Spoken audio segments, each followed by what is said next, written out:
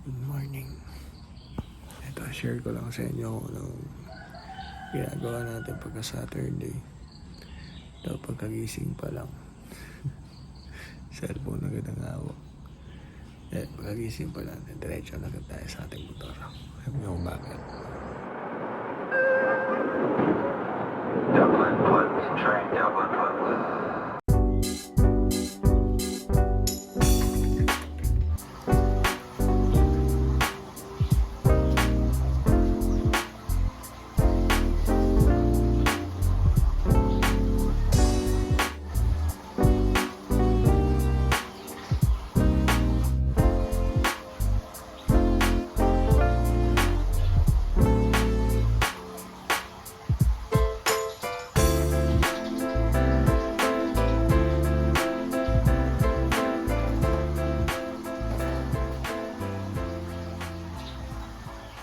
Sabi nga nila, masama daw titigan ng motor lalo pagka sa umaga.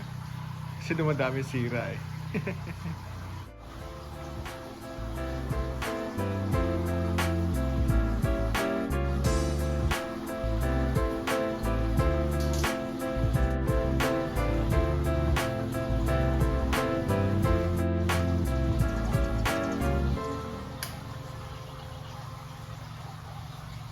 Saturday morning. So, ganito ang ginagawa natin pagka Saturday. Tuturo tayo ng ROTC. So, kamusta ang buhay-buhay?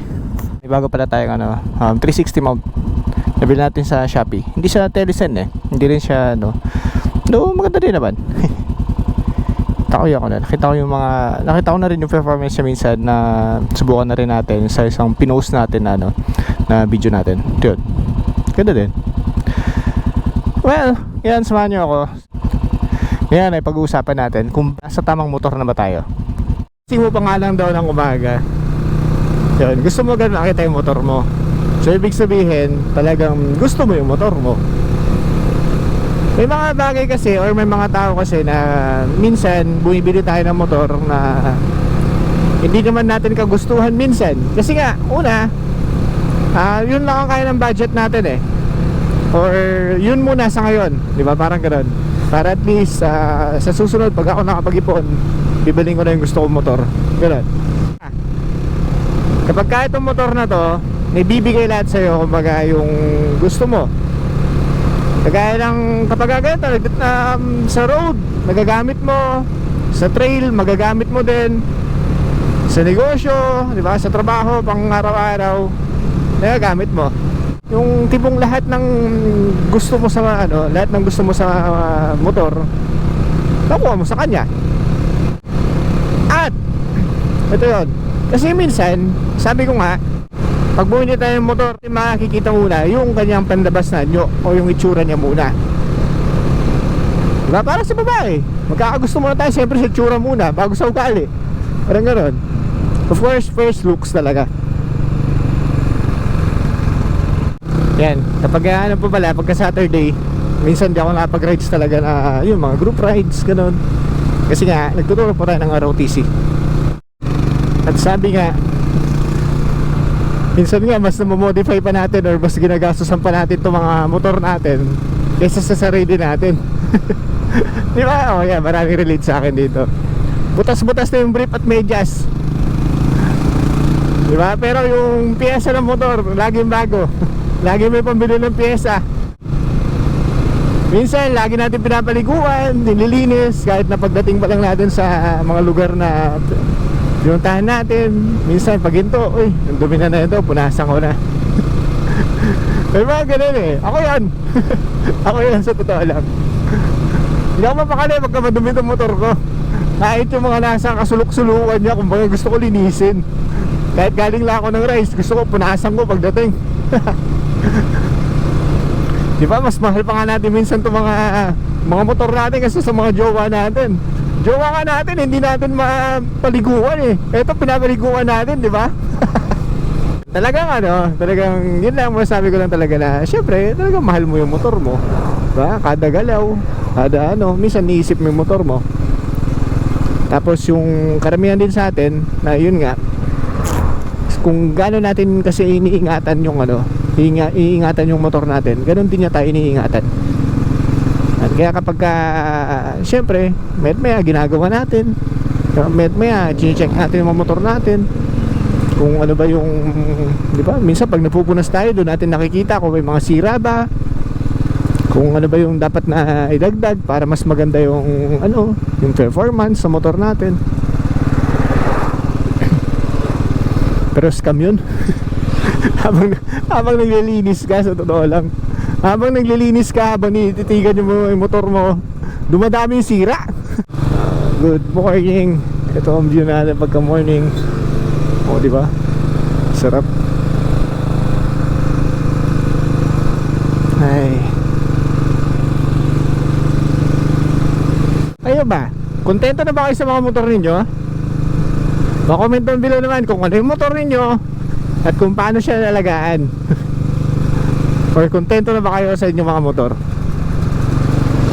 Kasi ako sa totoo lang, kontento na ako dito eh. Okay na ako. Nadadaan ko ng expressway, diba? Kung gusto kong i-offroad, kayang-kaya din naman yung i-offroad. Magaan, pang daily, pwede din. Kasi nga, magaan lang siya. Fuel consumption, hindi naman ganun kagastos. Kung sa forma, pwede rin pang weekend, diba? Kapag tambike lang, pasok na pasok. Speaking nga pala, bukas may pupuntahan tayo. At sa mga sa mga naka-classic na motor, mga 400cc and up, of course mga big bikes, ayan, pwede kayo sumali sa sa group na to, sa Timeless. Ito, basta ito pupost ko na lang. And mostly sa mga members dito, mga mga classic motorcycle lang. And of course mga big bikes.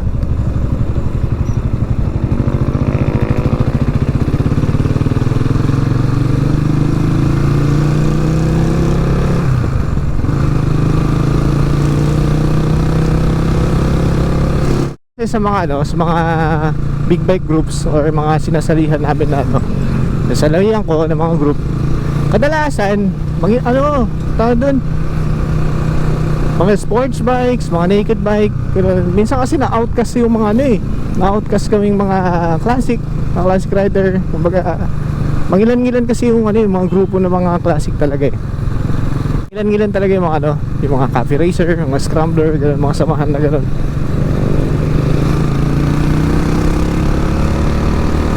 Siyempre, sabi ko nga, mas masarap kasi minsan tumambay, pag-ipaghalubilo kapag pare-pareho kayo ng gusto, pare-pareho kayo ng motor, may mga hilig ninyo, lahat kayo mga naka-classic.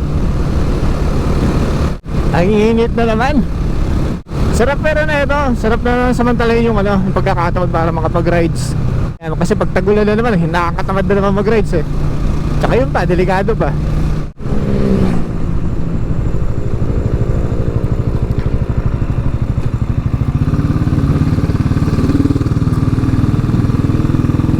Form na sila.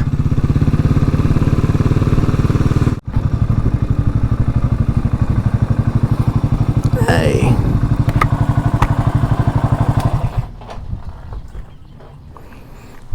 Ayan, tuloy natin mamaya.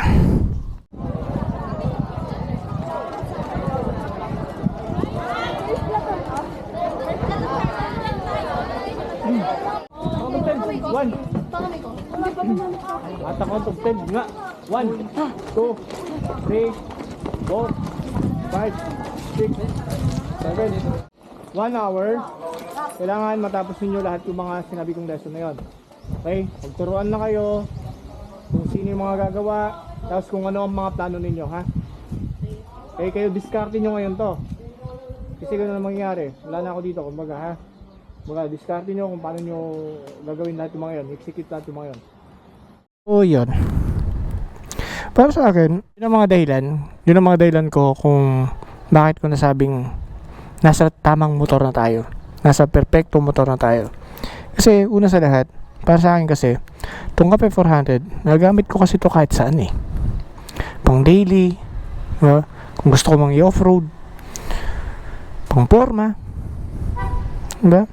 Kung sa tipid, nagagawa ko din matipid din siya compare mo sa mga ibang mga unit in its category.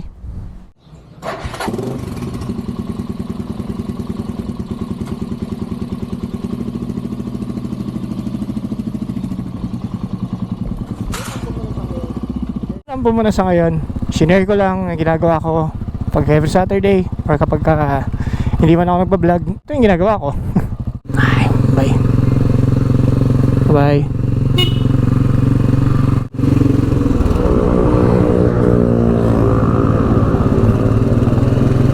Yun na lang po muna sa ngayon. Maraming salamat sa pagsama po sa akin dito sa aking pagtuturo. And sana safe lang po, safe po tayo lahat. Kasi sa totoo lang, uso ang ubo ngayon, ubo, sipon, lagnat. And ingat po tayo lahat. Maraming salamat ulit. Have a good day. Ciao.